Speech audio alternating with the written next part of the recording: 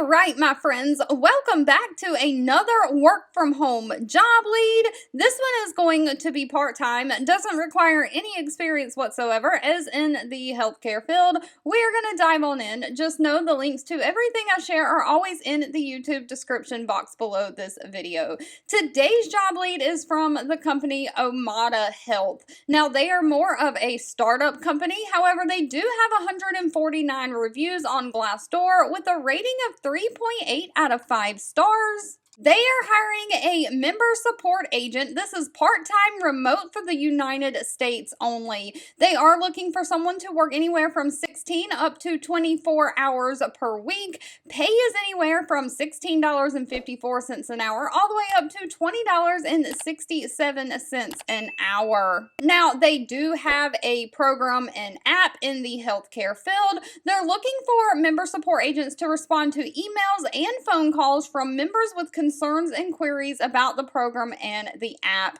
You'll need to be enthusiastic about educating people on the program. So you'll basically communicate and provide support to the members over chat, email, or phone in a way that embodies the company mission. You'll also process applications for the program with accuracy and great attention to detail. You'll go above and beyond to provide that world-class customer experience. And you'll also help develop and maintain their knowledge base of products, processes, and systems. Now, as far as what you're going to need for this position, only two things are required. That you be a person that is first to take on the most difficult support situations. You love a challenge in resolving new problems, and they are a startup, so they say within a startup atmosphere, you have to carefully control your stress levels. So if you can manage stress levels and manage your time wisely and be a problem solver, that is it. No college degree is needed and no experience is needed. Now, it does say you get bonus brownie points if you have anywhere from 6 months to 1 year of some kind of customer service or call center experience, but it is not required.